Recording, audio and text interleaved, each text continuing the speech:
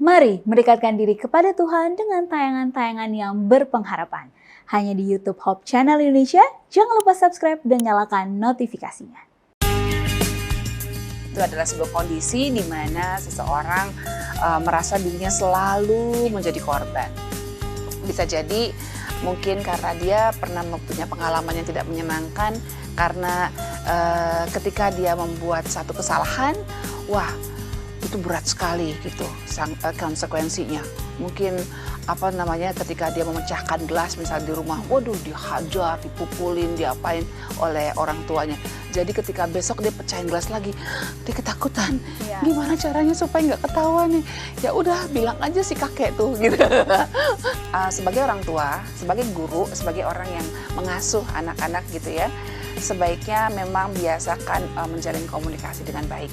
Oke, ini paling penting ya, menjalin komunikasi. Komunikasi dengan baik, biasakan untuk menanyakan gimana perasaan kamu. Khususnya ketika dia mungkin berbuat salah gitu ya. Gimana perasaan kamu?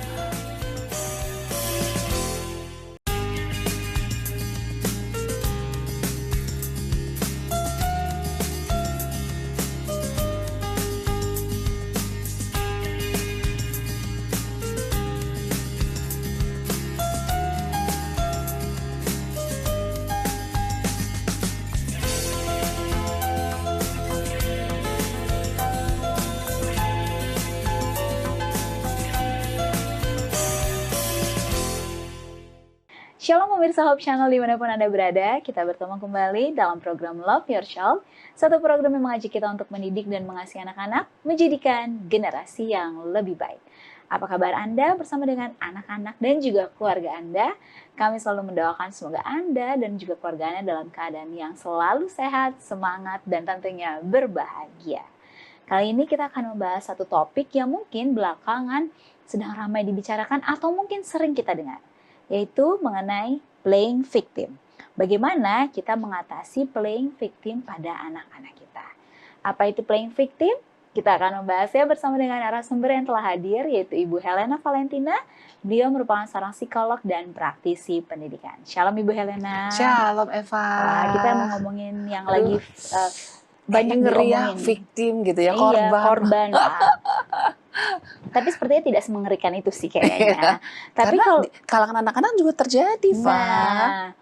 Tapi sebenarnya sebelum kita masuk ke sana, karena mungkin orang nggak tahu playing victim nih apa. Mungkin kalau bagi orang yang kekinian tahu, kayak ini banyak lagi dibicarakan atau banyak terjadi lah belakangan. Walaupun kayaknya udah lama juga sering terjadi ya Bu Helena. Tanpa kita sadari, jangan-jangan kita juga pernah jadi playing victim. Nah ini dia.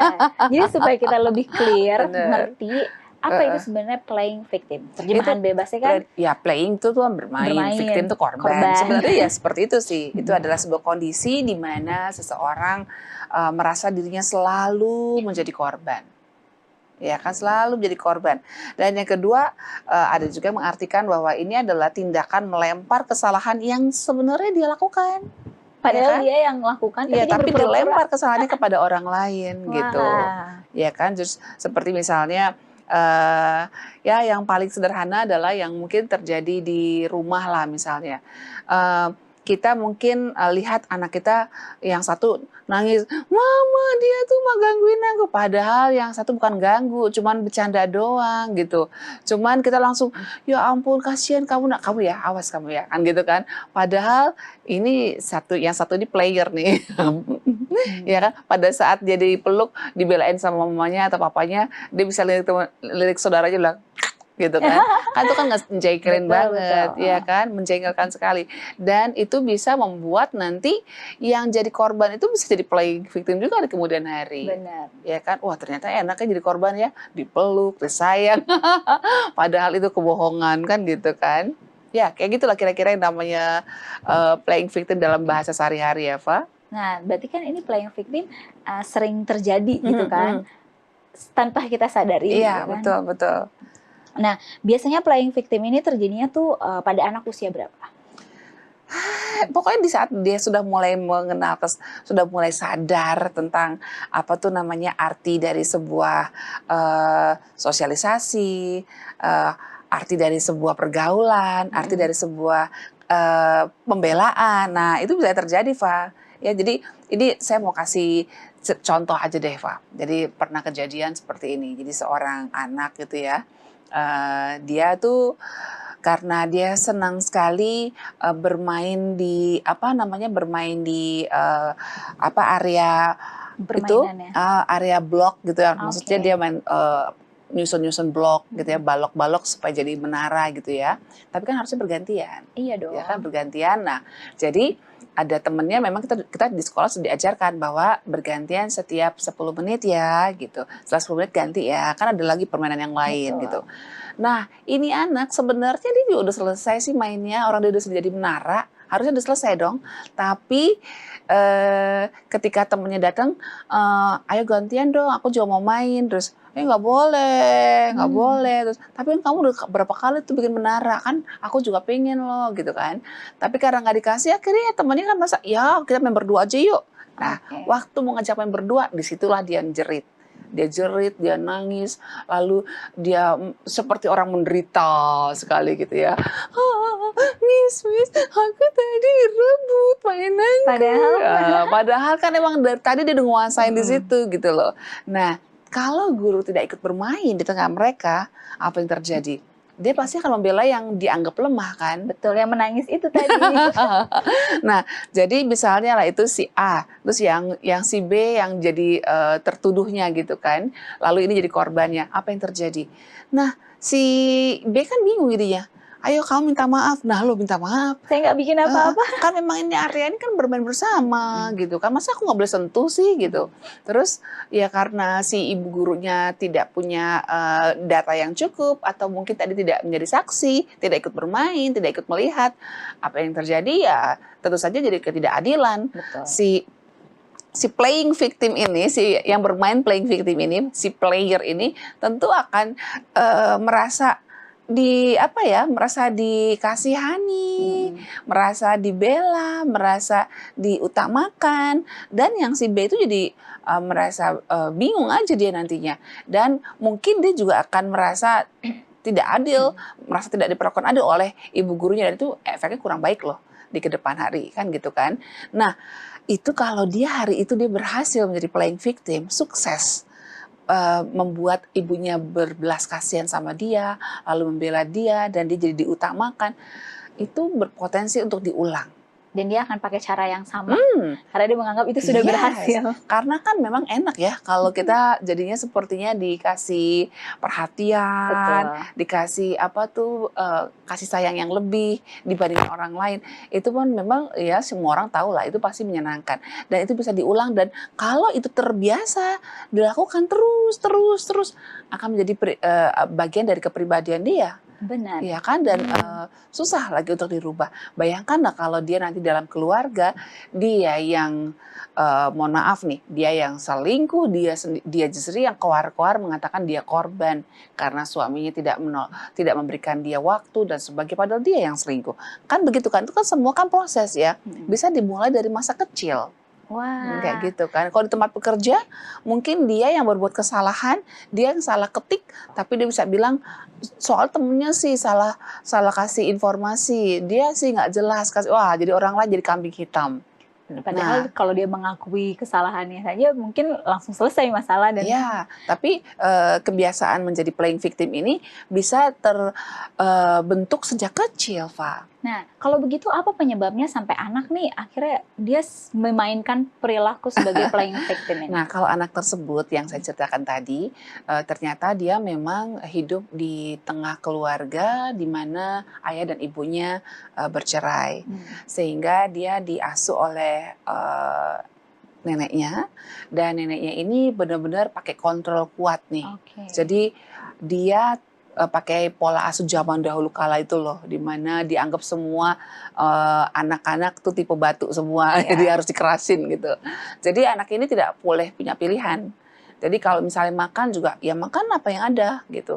Tidak boleh ada pilihan, artinya dia tidak terbiasa untuk memberikan kesempatan pada anak untuk mengekspresikan harapan, mengekspresikan keinginan, itu tidak dikasih kesempatan. Nek mau main, oh nggak boleh di rumah gitu. Nek aku boleh nggak keluar untuk ketemu sama teman aku, oh nggak boleh, nanti teman kamu gangguin kamu. Jadi banyak sekali kontrol yang diberikan oleh si nenek ini kepada anak tersebut, sehingga dia merasa kehausan untuk bisa mendapatkan pengertian, penerimaan dari orang lain. Kan kalau kita selalu dilarang kan kita seperti ditolak, Fa. Betul. Nah, ini yang mau kita pelajari bersama-sama. Kira-kira pola asuh apa yang perlu dirubah supaya anak jangan menjadi seorang yang playing victim. Dan pemirsa, tetaplah bersama kami di Love Your Child.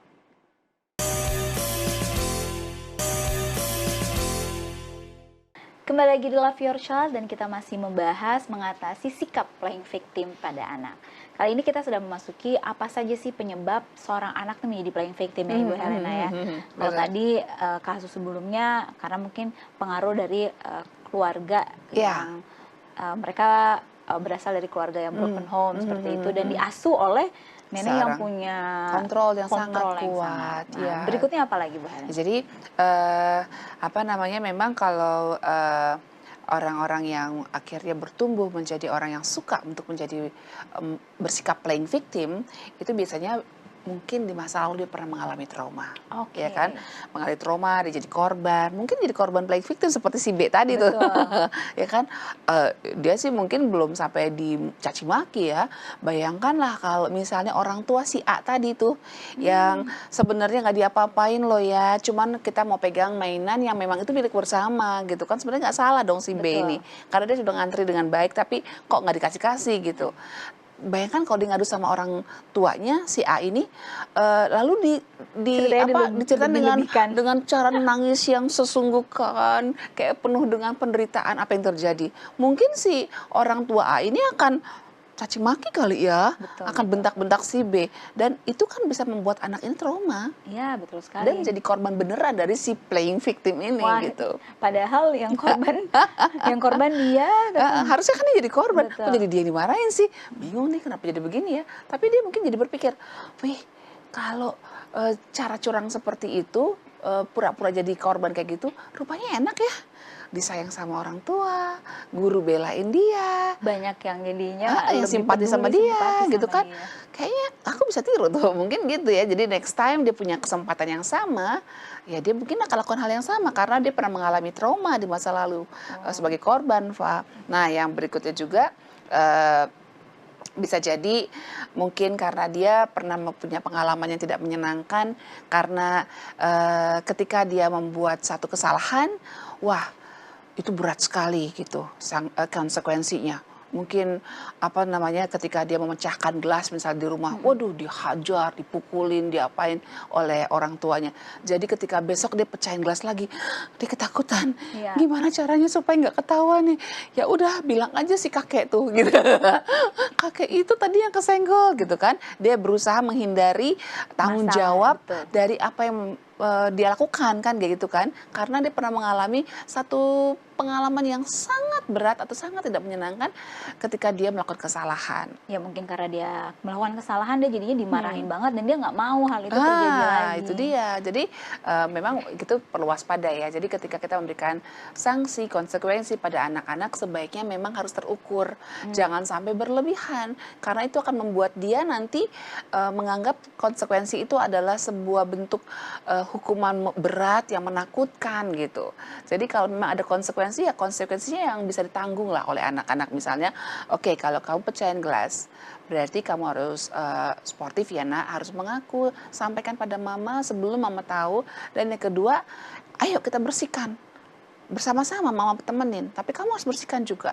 Karena ini perbuatan kamu, berani berbuat, berani tanggung jawab. Kan jadi bisa dilakukan kan, dibanding dia dihajar, diapain. Bahkan saya pernah dengar tuh, ada anak gara-gara mecahin gelas, bisa disuruh berdiri dari pagi sampai sore loh, sampai terkencing-kencing pada saat dia berdiri. Sedih banget kan. Ya, berarti saya setuju dengan kata Ibu Helena, harus terukur. Terukur, dan memang harus masuk akal ya. Dan anak itu akan merasa bahwa ini akan menjadi pengingat buat saya, tapi tidak perlu harus sampai ketakutan banget gitu. Sehingga tidak perlu main playing victim, ya kan? Nah, lanjut berikutnya. Nah, yang berikutnya adalah memang ada anak-anak yang memang butuh atau haus simpati. Ya kan, mungkin dia kurang perhatian seperti tadi itu si A tadi, karena dia diasuh oleh nenek. Ya namanya nenek kan mungkin dia juga nggak bisa bermain bersama, dia nggak bisa punya tenaga yang cukup untuk apa namanya jalan-jalan kali, sebagaimana yang diharapkan oleh kebanyakan anak-anak ya. Jadi dia mengharapkan simpati, perhatian, dan juga mungkin apa tuh ingin balas dendam juga barangkali, sehingga emang dia rencanakan. Ya, playing victim direncanakan, aku mau bikin begini supaya apa? Supaya disayang sama ibu guru. Atau supaya aku disayang sama papa, gitu kan. Atau supaya biar si kakak nanti rasain tuh dimarahin mama. Karena apa? Mau balas dendam kan gitu kan. Jadi itu bisa juga disengaja. Dan yang keempat nih, yang gak enak nih, emang mau cari keuntungan dia. Karena ya kan? Memang niat dia dari awal mencari keuntungan. Keuntungan, memang dia suka main drama kali ya. Dan terhindar dari amarah orang lain, dan juga akhirnya mungkin mengharapkan pertolongan dari banyak orang, gitu kan. Dan yang berikutnya adalah supaya dia terhindar dari tanggung jawab, gitu. Jadi ini memang penyebab-penyebab yang banyak bisa terjadi anak-anak menjadi playing victim. Itu sebabnya sebenarnya sebagai orang tua kita perlu tekankan bahwa setiap anak-anak perlu untuk bertanggung jawab dengan apa yang dia lakukan, dan dia juga perlu untuk apa namanya menebus kesalahannya, tapi kita tidak perlu memberikan konsekuensi yang terlalu berat. Ya, betul. Harus terukur.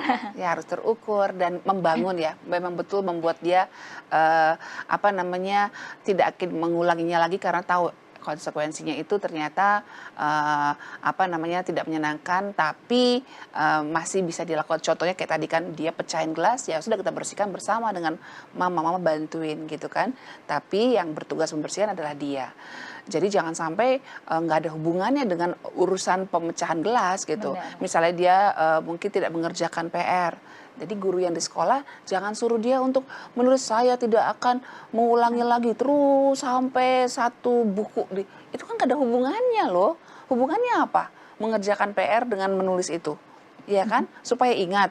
Kayaknya itu cukup mengulang 3 kali juga udah ingat kok gitu kan. Tapi mungkin kalau dia tidak mengerjakan PR, berarti dia nggak boleh bermain nih, kerjain PR di kelas misalnya gitu kan. Waduh, kehilangan kesempatan main sama teman, nggak mau lagi besok-besok aku kerjain di rumah, kalau nggak nanti aku nggak bisa main nih pas saat istirahat gitu kan. Itu lebih membangun dia daripada disuruh nulis sampai pegel, sampai lama-lama dia akan membenci kegiatan menulis gitu kan. Yang ada dia nggak mau kerjain PR lagi, bisa jadi. Ini cukup menarik tentang penyebabnya, dan kita mesti tahu apa tandanya. Oke, Ibu Helena, kita masih akan membahasnya, dan pemirsa tetaplah bersama kami di Love Your Child.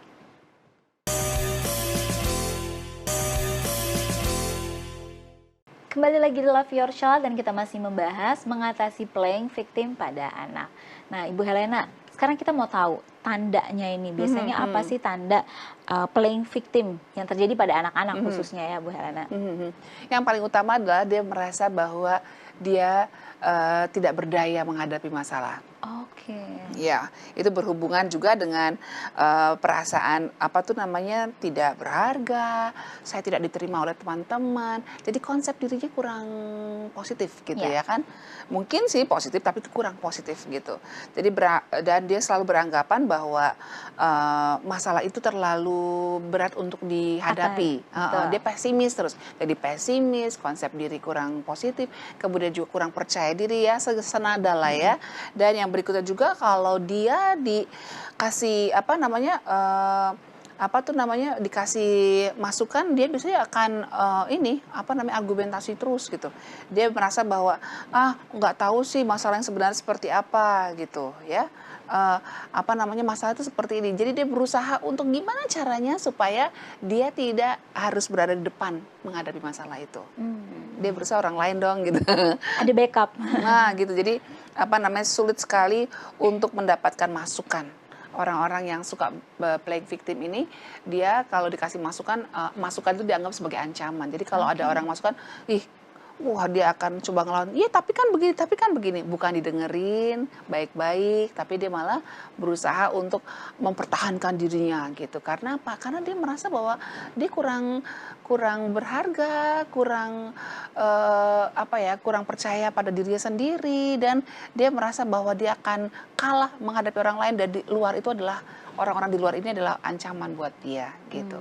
Jadi sekali lagi memang di rumah itu sebetulnya adalah sarana atau tempat yang paling bagus untuk melatih anak-anak agar dia bisa berani menghadapi hidup ini, berani menghadapi masalah, berani menghadapi kesalahan dia. Ya kan, nggak apa-apa kalau salah, mama tidak akan marah berlebihan kok. Paling nanti aku disuruh membersihkan, oke aku akan bersihkan, dan mama mungkin akan kurangi uang jajan aku, is okay fine, nggak apa-apa. Jadi dia juga bisa bersikap adil kepada apa yang dia lakukan ya. Karena dia merasa bahwa itu bukan suatu hal yang menakutkan, mengerikan gitu menghadapi kesalahan itu, konsekuensi dari kesalahan maksudnya. Saya juga jadi sadar ya kenapa banyak mungkin anak-anak atau mungkin bisa jadi orang dewasa menjadi playing victim atau dia nggak mau disalahin gitu kan. Ya karena mungkin dia pernah mendapat tekanan ketika dia salah, dia mengakui, dia ngakuin dia dapat tekanan yang tidak terukur dari konsekuensi. Jadi akhirnya besok-besok dia merasa kayak saya harus menghindar, saya harus menghindar. Ngapain saya ngaku kalau ujung-ujungnya saya dimarahinnya berlebihan seperti itu.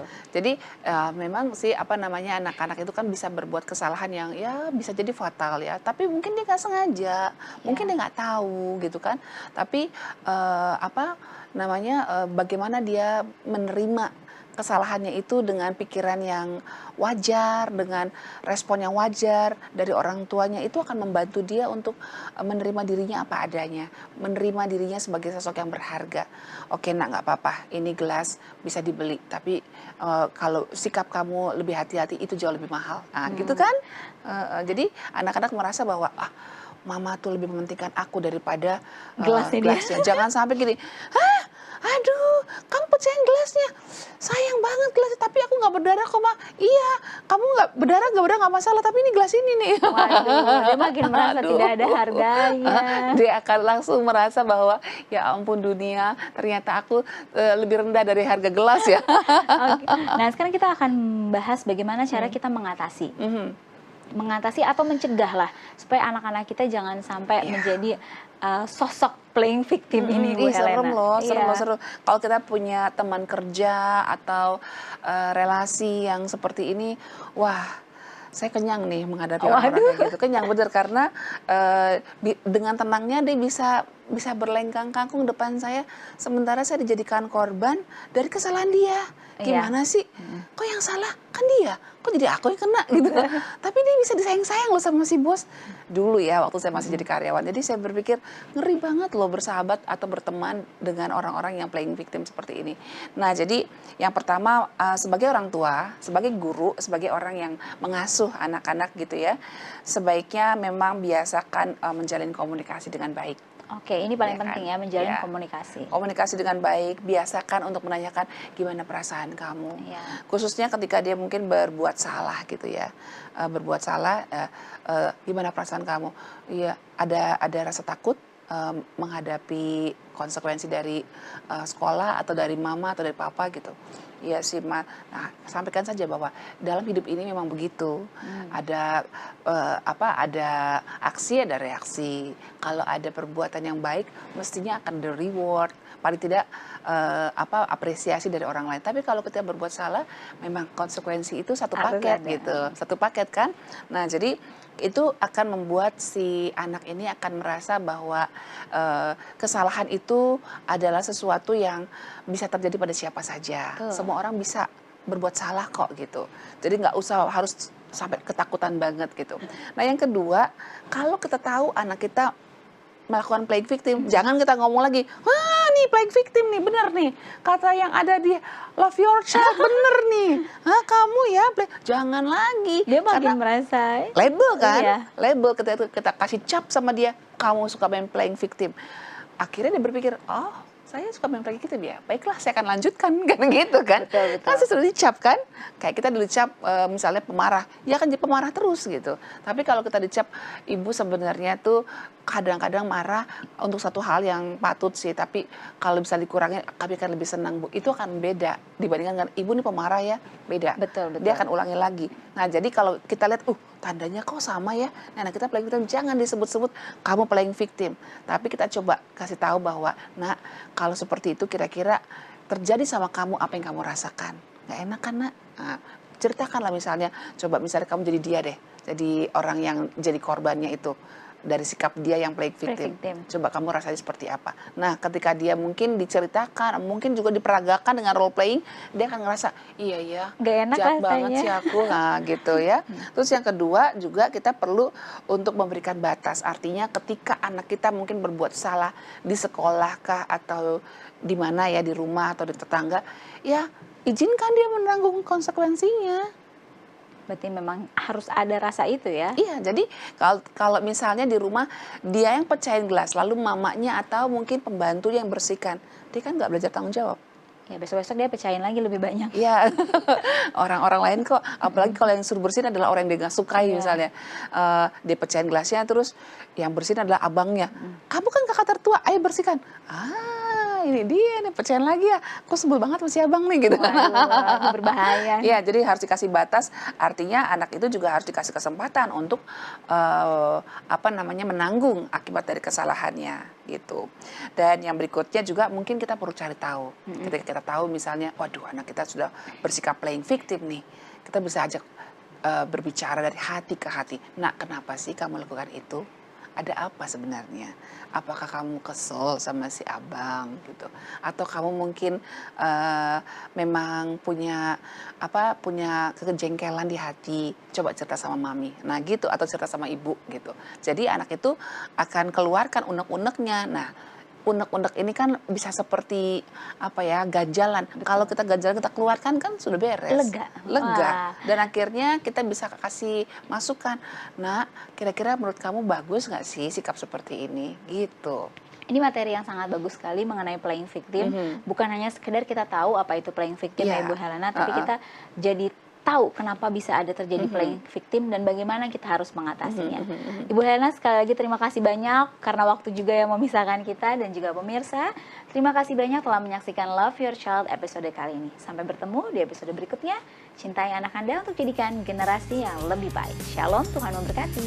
Shalom.